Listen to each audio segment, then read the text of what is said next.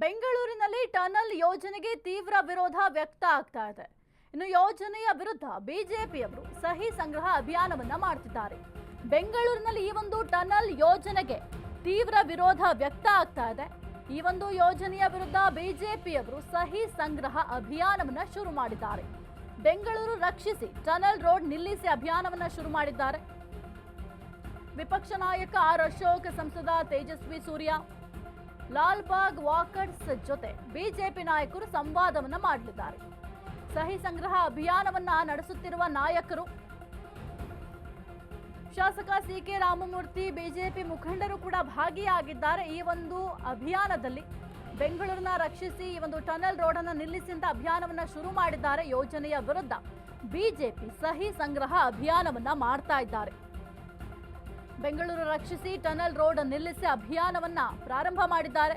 ವಿಪಕ್ಷ ನಾಯಕ ಆರ್ ಅಶೋಕ್, ಸಂಸದ ತೇಜಸ್ವಿ ಸೂರ್ಯ ಎಲ್ಲರೂ ಕೂಡ ಈ ಒಂದು ಅಭಿಯಾನದಲ್ಲಿ ಭಾಗಿಯಾಗಿದ್ದಾರೆ. ಜೊತೆಗೆ ಲಾಲ್ಬಾಗ್ನಲ್ಲಿ ಏನು ವಾಕ್ ಮಾಡ್ತಾರಲ್ಲ ವಾಕರ್ಸ್, ಅವರ ಜೊತೆ ಮಾತುಕತೆಗೂ ಕೂಡ ಮುಂದಾಗಿರುವಂಥದ್ದು. ಈ ಒಂದು ಟನಲ್ ಯೋಜನೆಗೆ ಸಂಬಂಧಪಟ್ಟಂತೆ ಸಾಕಷ್ಟು ವಿರೋಧ ಕೂಡ ವ್ಯಕ್ತವಾಗಿತ್ತು. ಇನ್ನು ಡಿಸಿಎಂ ಡಿ.ಕೆ. ಶಿವಕುಮಾರ್ ಅವರು ಬೆಂಗಳೂರು ನಡಿಗೆ ಕಾರ್ಯಕ್ರಮವನ್ನ ಮಾಡುವಂತಹ ಸಂದರ್ಭದಲ್ಲಿ ಮೊದಲ ದಿನ ಲಾಲ್ಬಾಗ್ನಲ್ಲಿ ಒಂದು ಬೆಂಗಳೂರು ನಡಿಗೆ ಕಾರ್ಯಕ್ರಮವನ್ನ ಪ್ರಾರಂಭ ಮಾಡಿದ್ರು. ಆ ಒಂದು ಸಂದರ್ಭದಲ್ಲೂ ಅಷ್ಟೇ ಈ ಒಂದು ಟನಲ್ ರಸ್ತೆ ನಿರ್ಮಾಣದ ವಿಚಾರವಾಗಿ ಸಾರ್ವಜನಿಕರು ಪ್ರಶ್ನೆಯನ್ನು ಕೂಡ ಮಾಡಿದ್ರು. ಜೊತೆಗೆ ಈ ಒಂದು ಟನಲ್ ರಸ್ತೆ ನಿರ್ಮಾಣದಿಂದ ಮರಗಳಿಗೆ ತೊಂದರೆ ಆಗುತ್ತೆ, ಮರಗಳನ್ನ ಕಡಿಯಬೇಕಾಗತ್ತೆ, ಈ ಒಂದು ರಸ್ತೆಯನ್ನ ಮಾಡಬೇಡಿ ಟನಲ್ ರಸ್ತೆ ನಿರ್ಮಾಣವನ್ನ ಅಂತ ಡಿಸಿಎಂ ಡಿ.ಕೆ. ಶಿವಕುಮಾರ್ ಅವರ ಬಳಿಯೂ ಕೂಡ ಸಾರ್ವಜನಿಕರು ಹೇಳ್ಕೊಂಡಿದ್ರು. ಟನಲ್ ರಸ್ತೆಯಿಂದಾಗಿ ಬೆಂಗಳೂರಿನ ಪರಿಸರ ಹಾಳಾಗತ್ತೆ. ಬೆಂಗಳೂರಿನ ಲಾಲ್ಬಾಗ್ನಲ್ಲಿ ಆರ್ ಅಶೋಕ್ ಅವರು ವಾಗ್ದಾಳಿಯನ್ನ ಮಾಡಿದ್ದಾರೆ. ಇದು ಟನಲ್ ರಸ್ತೆ ಅಲ್ಲ, ಇದು ವಿಐಪಿ ಕಾರಿಡಾರ್ ಆಗತ್ತೆ. ಈ ಟನಲ್ ರಸ್ತೆಯಲ್ಲಿ ಬೈಕ್, ಸೈಕಲ್ಗಳಿಗೆ ಎಂಟ್ರಿ ಇರಲ್ಲ, ಕೇವಲ ಕಾರಿಗೆ ಮಾತ್ರ ಎಂಟ್ರಿ. ಅದಕ್ಕೆ ಇದು ವಿಐಪಿ ರಸ್ತೆ ಆಗತ್ತೆ. ಈ ಯೋಜನೆಗೆ 8,000 ಕೋಟಿಗೆ ಟೆಂಡರ್ ಕರೆದಿದ್ದಾರೆ. 4,000 ಕೋಟಿ ಪೇಮೆಂಟ್ ಕೊಡಬೇಕು ಅಂತ ಅಶೋಕ್ ಅವರು ವಾಗ್ದಾಳಿಯನ್ನ ಮಾಡಿದ್ದಾರೆ. ಟನಲ್ ರಸ್ತೆಗಾಗಿ ಈಗ ಸಾಲ ಮಾಡಲು ಹೊರಟಿದ್ದಾರೆ. ಆರ್ಥಿಕ ಪರಿಸ್ಥಿತಿಯನ್ನ ಪಾತಾಳಕ್ಕೆ ತಳ್ಳುವ ಯೋಜನೆ ಇದು. ಆರ್ ಅಶೋಕ್ ಅವರು ವಾಗ್ದಾಳಿಯನ್ನ ಮಾಡಿದ್ದಾರೆ. ಹಾಗಾದ್ರೆ ಏನ್ ಹೇಳಿದ್ದಾರೆ ನೋಡೋಣ.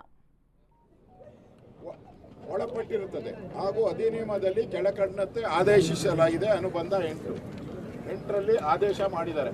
75ನೇ ಇಸ್ವಿಯಲ್ಲಿ 1975 ಈ ಅಧಿಸೂಚನೆ ಅನ್ವಯವಾಗುವ ಉದ್ಯಾನವನಗಳು ತೋಟಗಾರಿಕೆ ಇಲಾಖೆಯನ್ನಾಗಿ ಸಂರಕ್ಷಿಸುವುದು, ಗವರ್ಮೆಂಟ್ ಆರ್ಡರ್ ಹಾಗೂ ನಿರ್ವಹಣೆ ಮಾಡುವುದು ಮತ್ತು ಅಂಥ ತೋಟಗಳ ಅಥವಾ ಉದ್ಯಾನವನಗಳ ಉಪಯುಕ್ತತೆ ಸುಧಾರಣೆ ಮಾಡಲು ಅವಶ್ಯಕತೆವಾಗಬಹುದಾದಂಥ ಕ್ರಮ ತೆಗೆದುಕೊಳ್ಳುವುದು ರಾಜ್ಯ ಸರ್ಕಾರದ ಕರ್ತವ್ಯವಾಗಿರತಕ್ಕದ್ದು. 1975 ಆಕ್ಟ್ ಏನು ಹೇಳ್ತದೆ, ಇದನ್ನ ಉಳಿಸುವಂಥದ್ದು it's a duty of the government. ಇದು ಏನು ಆರ್ಡರ್ ಅಲ್ಲ, it is the duty of the government. ಹಾಗೂ ಸದರಿ ಅಧಿನಿಯಮಗಳ ಅನ್ವಯವಾಗುವಂಥ ಉದ್ಯಾನವನಗಳಲ್ಲಿ ಇರುವ ಯಾವುದೇ ಭೂಮಿ ಅಥವಾ ಕಟ್ಟಡಗಳನ್ನು ಮಾರಾಟ, ಸೇಲ್ ಮಾಡಂಗಿಲ್ಲ, ಗುತ್ತಿಗೆ ಕೊಡಂಗಿಲ್ಲ, ದಾನ ಮಾಡಂಗಿಲ್ಲ, ಅಡಮಾನ ಮಾಡಂಗಿಲ್ಲ, ಅಥವಾ ಅಂಥ ಭೂಮಿ ಅಥವಾ ಕಟ್ಟಡದ ಬಳಕೆಗೆ ಯಾವುದೇ ಲೈಸೆನ್ಸ್ ಕೊಡಂಗಿಲ್ಲ. ಮಾರಾಟ ಮಾಡಂಗಿಲ್ಲ, ಅದು ಬೇರೆ. ಲೈಸೆನ್ಸು ಕೊಡಂಗಿಲ್ಲ. ಲೈಸೆನ್ಸ್ ಏನು, ನೀವು ಬೇರೆ ವಿಚಾರಕ್ಕೂ ಲೈಸೆನ್ಸ್ ಕೊಡಂಗಿಲ್ಲ ಮತ್ತು ಮಂಜೂರು ಮಾಡತಕ್ಕದ್ದಲ್ಲ. ಹಾಗೂ ಈ ಪ್ರಕರಣವನ್ನು ಉಲ್ಲಂಘಿಸಿ ಮಂಜೂರು ಮಾಡಲಾದ ಯಾವುದೇ ಪರಬಾರೆ ಅಥವಾ ಲೈಸೆನ್ಸ್ ಅನೂರ್ಜಿತವಾಗತಕ್ಕದ್ದು ಎಂದು ಸದರಿ ನಿಯಮದಲ್ಲಿ ಉಲ್ಲೇಖವಾಗಿರುತ್ತೆ. ಅಕಸ್ಮಾತ್ ಮಾಡಿದ್ರು ಕೂಡ ಯಾವುದೇ ಗೌರ್ಮೆಂಟು ಅದಕ್ಕೆ ಮಾನ್ಯತೆ ಇರಲ್ಲ, ಅದು ಹೋಗಿದೆ ಅಂತಾನೆ ಅರ್ಥ. ಇದ್ರದ್ದು ಗವರ್ಮೆಂಟ್ ಆರ್ಡರ್ ಬಂದ್ಬಿಡ್ಲ ಕೇಳು. ಐ ಆಮ್ ನಾಟ್ ಟೆಲ್ಲಿಂಗ್ ನಮ್ದೇನು ಆರ್ಡರ್ ಅಲ್ಲ, ಇದು it's not a public order.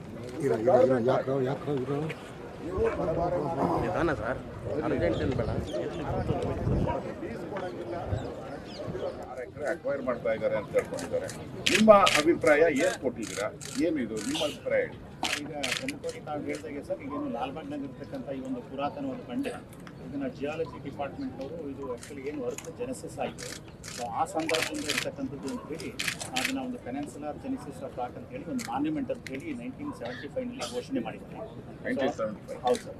ಅದಾದ ನಂತರ ಈ ಒಂದು ಟವರ್ ಮೇಲ್ಗಡೆ ಇರ್ತಕ್ಕಂಥದ್ದು ಕೆಂಪೇಗೌಡ ಟವರ್ ಇದೆ. ಅದು ನಮಗೆಲ್ಲ ಗೊತ್ತಿರೋ ಹಾಗೆ 200 ವರ್ಷಗಳ ಹಿಂದೆ ಕೂಡ ಏನು ನಾಡಪ್ರಭು ಕೆಂಪೇಗೌಡರು ಲಾಲ್ಬಾಗಿನ 4 ಮೂಲೆಗಳಲ್ಲಿ ಟವರಲ್ಲಿ ಇದು ಕೂಡ ಒಂದು.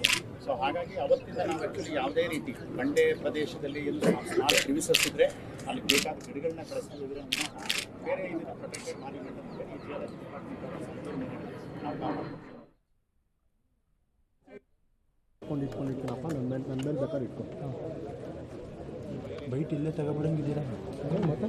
ಬೇಡಣ್ಣ, ಚೆನ್ನಾಗಿದೆ, ಒಂದು ಕಡೆ ನೀಟಾಗಿ ತಗೊಳ್ಳೋಣ. ಇನ್ನು ಈ ಒಂದು ಟನಲ್ ರಸ್ತೆ ವಿಚಾರಕ್ಕೆ ಸಂಬಂಧಪಟ್ಟಂತೆ ಸಾಕಷ್ಟು ಆಕ್ರೋಶವನ್ನು ಕೂಡ ಸಾರ್ವಜನಿಕರು ಕೂಡ ವ್ಯಕ್ತಪಡಿಸಿದ್ರು. ಈಗ ಸದ್ಯಕ್ಕೆ ಬಿಜೆಪಿಯವರು ಕೂಡ ಒಂದು ಹೊಸ ಅಭಿಯಾನವನ್ನು ಮಾಡ್ತಾ ಇದ್ದಾರೆ, ಸಹಿ ಸಂಗ್ರಹ ಮಾಡುವ ಕೆಲಸವನ್ನು ಕೂಡ ಮಾಡ್ತಾ ಇದ್ದಾರೆ. ಯಾಕೆಂತಂದ್ರೆ ಇದರಿಂದ ಸಾಕಷ್ಟು ಮರಗಳ ಮಾರಣ ಹೋಮ ಆಗುತ್ತೆ. ಇನ್ನು ಲಾಲ್ಬಾಗ್ನಲ್ಲಿ ನಾವು ಮರಗಳನ್ನ ನೋಡಬಹುದೇ ವಿನಃ ಇನ್ನು ಬೆಂಗಳೂರಿನಲ್ಲಂತೂ ಈ ರೀತಿಯ ಮರಗಳನ್ನ ಅಥವಾ ಈ ರೀತಿಯ ಪರಿಸರವನ್ನ ನೋಡಲಿಕ್ಕೆ ಸಾಧ್ಯ ಆಗೋದಿಲ್ಲ. ಹಾಗಾಗಿ ಈ ಒಂದು ಟನಲ್ ರಸ್ತೆ ನಿರ್ಮಾಣ ವಿಚಾರಕ್ಕೆ ಸಂಬಂಧಪಟ್ಟಂತೆ ಪ್ರಾರಂಭದಿಂದಲೂ ಕೂಡ ಸಾಕಷ್ಟು ಆಕ್ಷೇಪಗಳು ವ್ಯಕ್ತ ಆಗ್ತಾ ಇತ್ತು, ಸಾರ್ವಜನಿಕರು ಆಕ್ರೋಶವನ್ನು ಕೂಡ ವ್ಯಕ್ತಪಡಿಸ್ತಾ ಇದ್ರು. ಈಗ ಸದ್ಯಕ್ಕೆ ಬಿಜೆಪಿಯವರು ಅಷ್ಟೇ ಈ ಒಂದು ಯೋಜನೆಗೆ ಸಂಬಂಧಪಟ್ಟಂತೆ ಸಹಿ ಸಂಗ್ರಹ ಅಭಿಯಾನವನ್ನು ಕೂಡ ಮಾಡ್ತಿದ್ದಾರೆ.